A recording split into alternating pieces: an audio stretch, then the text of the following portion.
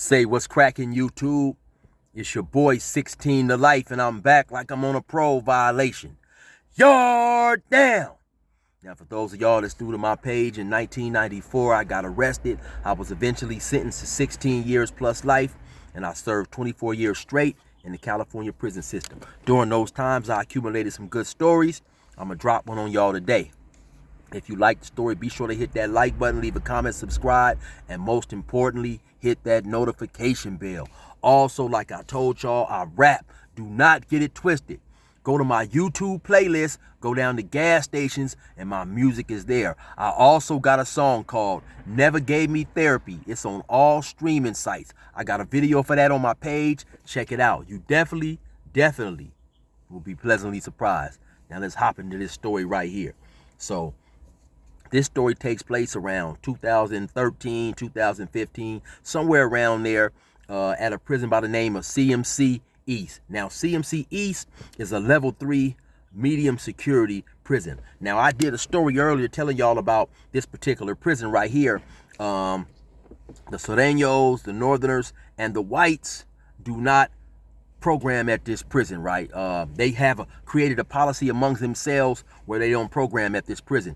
The Hispanics, the Paisas, the Asians, the blacks, they don't have that policy, right? Now, I guess back in the day, they would send some stars or whatever to this prison. Some of the more famous people who have been at this prison has been Ike Turner, done some time there, Suge Knight, Huey Newton, Bruce Davis, who was a member of the Charles Manson gang, stuff like that. So there's definitely not a lot of structure at this prison.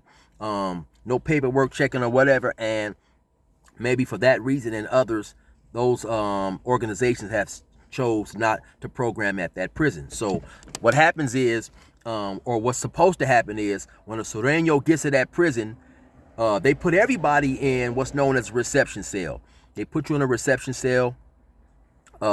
After 24 hours, you're released to the yard. Now, the Sureños have 48 hours to hit that yard and get into a fight, attack somebody, and leave by violence. Now, when you do this, they'll write you up. They'll give you a 115, which is a disciplinary action, and it's a piece of paper that explains what you went to the hole for, saying that you refused to program at CMC, you got into a fight, and when they transfer to the next institution, they show this paperwork, and they're good.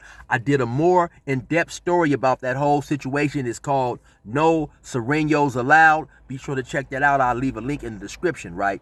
Now, even though you have that policy in place, you have a lot of Sureños, for whatever reason, they choose to stay at that prison past the 48 hours, right?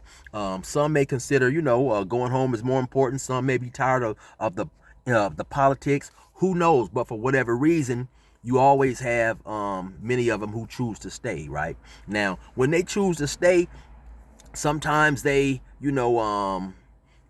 still program as if they're at other prisons. Sometimes some of them will kick and hang out with the blacks a little bit. Sometimes some of them even play basketball, football with the blacks. It just all depends on each individual person. Sometimes they'll kick it, they be in the cell chilling, talking to blacks. It's definitely not that hard structure or the type of structure that would go on at a regular prison, right? So anyway, this particular day, I happened to be on the phone. Now, how it works at CMC and most prisons, if you want a phone call for Wednesday, let's say, you have to sign up for Tuesday. You have to sign up on Tuesday for a phone call on Wednesday. Now, what's different about CMC East is the phones they have here are actual phone booths, and they're outside, as opposed to most other prisons who have phones inside on the wall. Now, CMC, like many other prisons, has a big old giant track that goes around on the yard. Now, you have that straightaway on the track.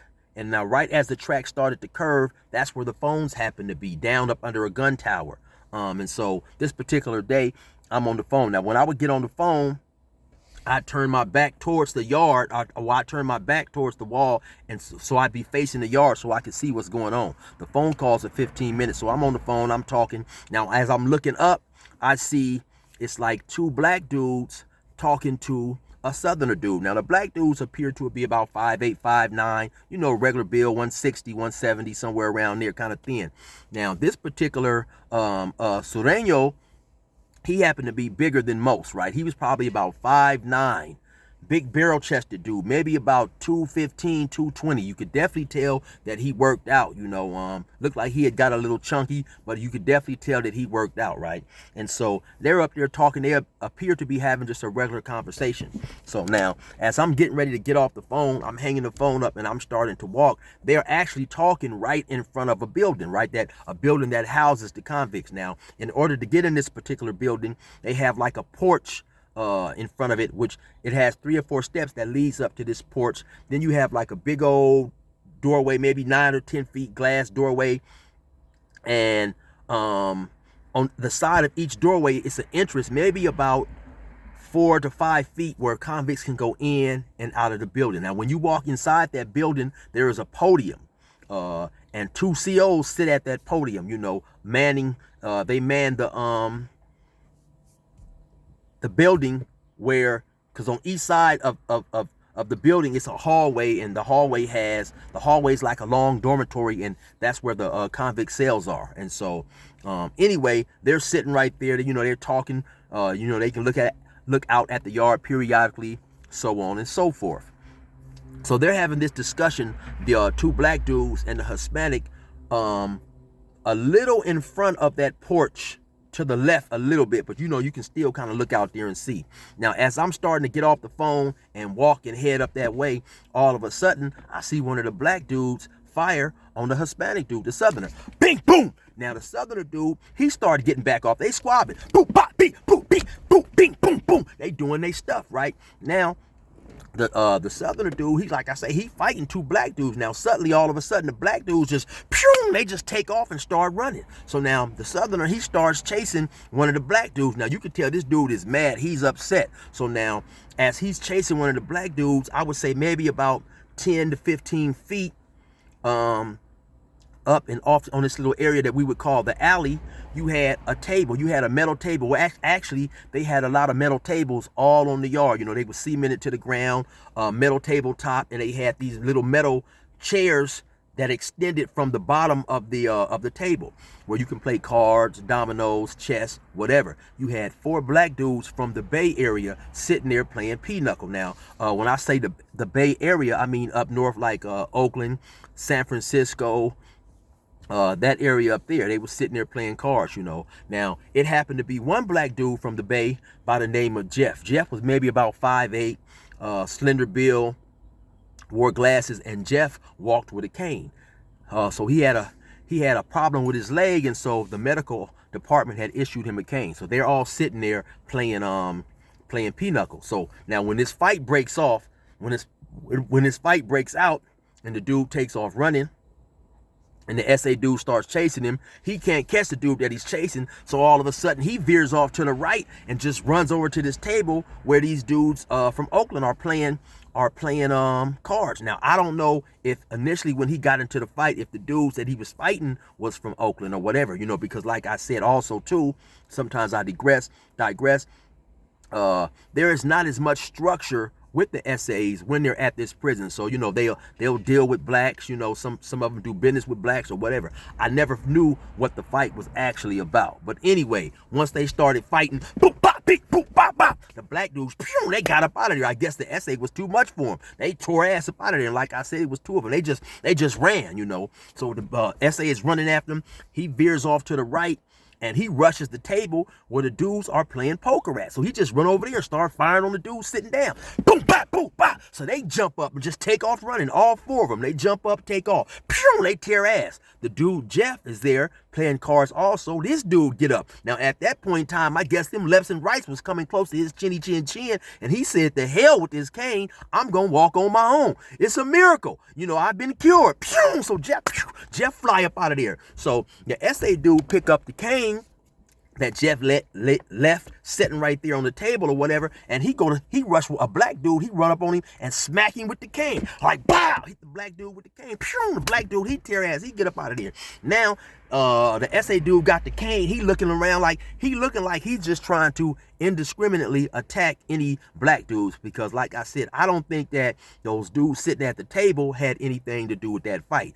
Now, all this stuff is going on, and it happened extremely quick. I would say it maybe 25 to 30 seconds. So now all of a sudden you hear the alarm go off and the guards run up out of the building. The CO's hollering, get down, get down, get down, you know. And so ain't nobody really trying to get down around the mad SA with the cane, you know what I'm saying? And so people are scattered. The SA, he looking and stuff. So the police run up on him. I believe they maced him, you know, hit him with the mace. He finally laid down.